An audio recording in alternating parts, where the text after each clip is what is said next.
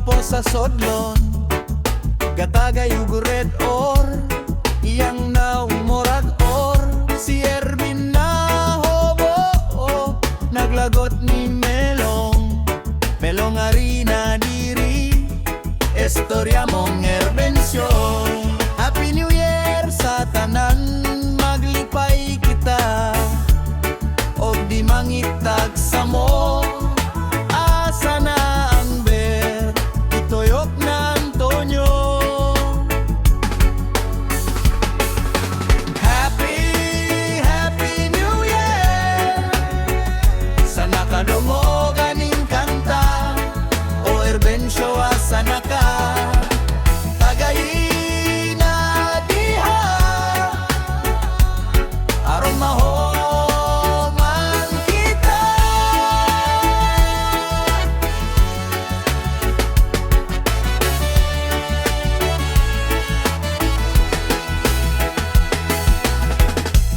Aniya si Antoy, pinakagwapo sa sodlon, gatagay ug red or iyang naong morag or si Ervin na hobo, naglagot ni Melong harina diri, istorya mong erbensyon. Happy New Year sa tanan, maglipay kita og di mangitag sa mo.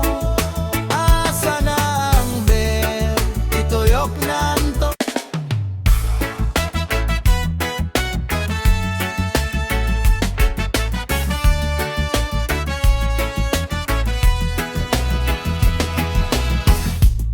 Aniya si Anton, pinakagwapo sa sodlon, gatagay ug red or iyang naong morag or si Ervin na hobo, naglagot ni Melong harina diri, istorya mong erbensyo.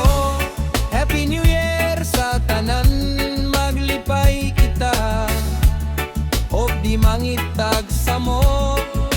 Asa na ang ber, ituyok na Antonio. Happy New Year sa nakadungo ganing kanta, o Erbensyo asa na ka, tagay na diha aron mahoman kita.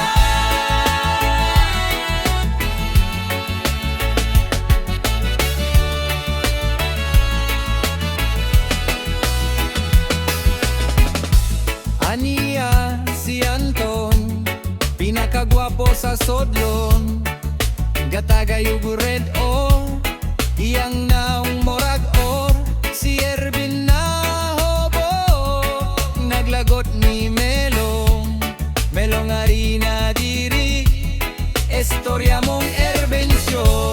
Happy New Year sa tanan, maglipay kita og di mangitag sa mo.